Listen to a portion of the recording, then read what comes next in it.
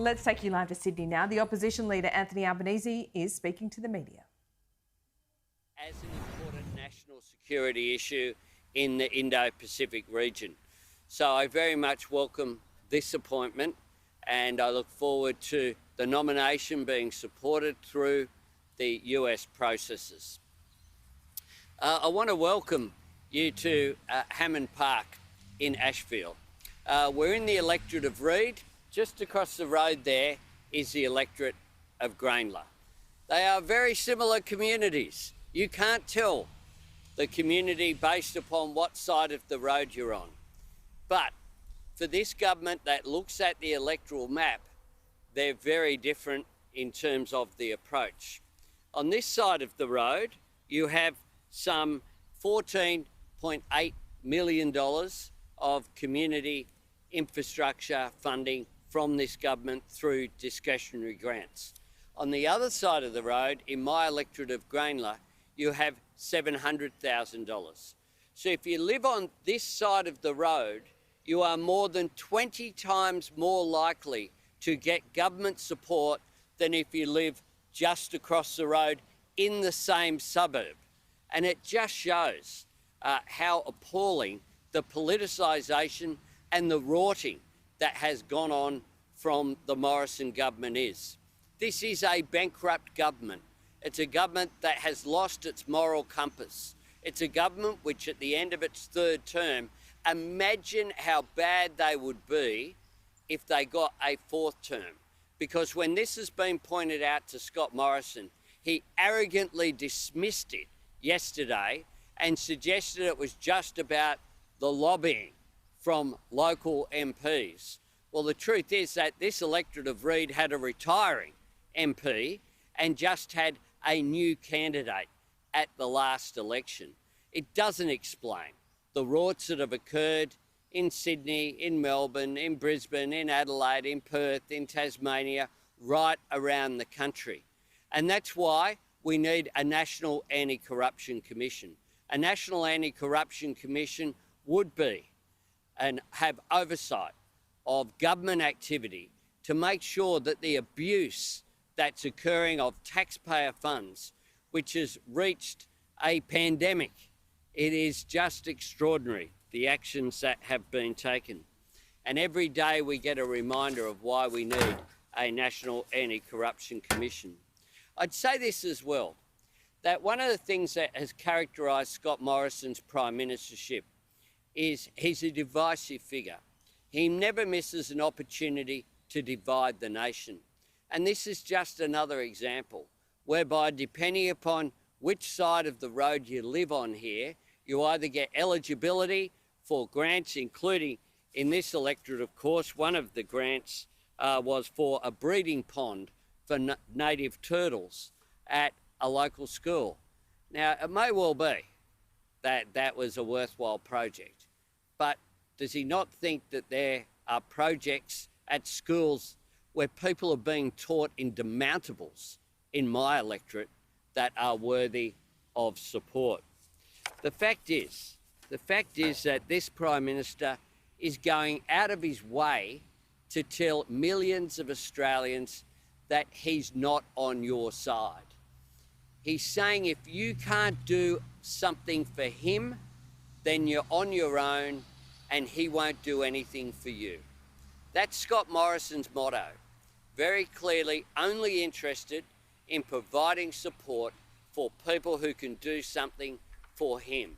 Not interested in doing support for people unless they can offer him something in return. Otherwise, you're just on your own. It says a lot about this Prime Minister, and imagine how bad they will be if they get a fourth term. I expect further buckets of money from these pots of money that they've set up in discretionary grants to be flowing selectively to some marginal seats during the next election campaign.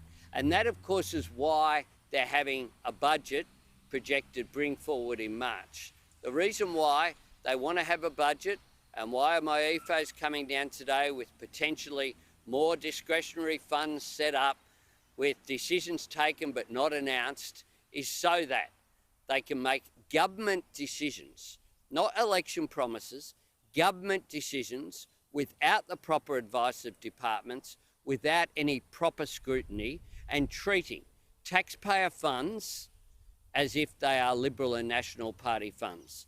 But I'll say this to the Prime Minister, there might be a divide on this street depending upon what side you're on over whether you have access to support from the federal government for discretionary grants, but you pay the same rate of tax on that side of the street as you do on this side of the street.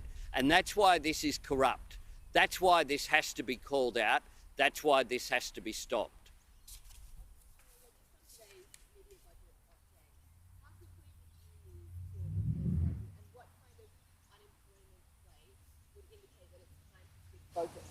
Well, what we've seen from this government, of course, is economic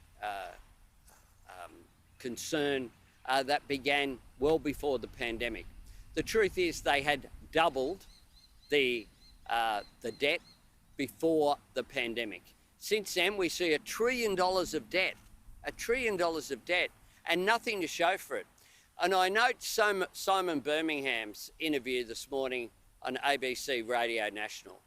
Simon Birmingham tried to use two examples of where Labor would commit to more investment and tried to draw a parallel between that and the rorting of discretionary grants.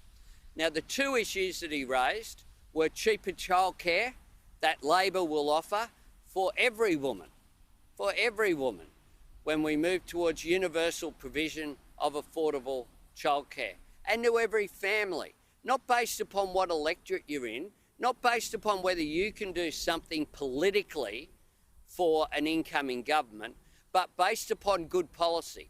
Good policy that will produce $2 return for every dollar that's invested, that will boost productivity, will boost women's workforce participation. And the other example that he used was free TAFE. And I'm pleased that he's noticed that Labor will deliver 465,000 free TAFE places. Again, not allocated with colour-coded sheets, not allocated to just some seats but not to others, but allocated on the basis of the need for skills, regardless of where people live. If you're in an area of skill shortage, that 465,000 free TAFE places and 20,000 additional university places will fill the skill shortages that are there in areas like electrical, in areas like bricklaying, in areas as well in terms of the university places like nursing, like engineering, boosts that will assist our economy and economic growth. That's where Labor's priority is.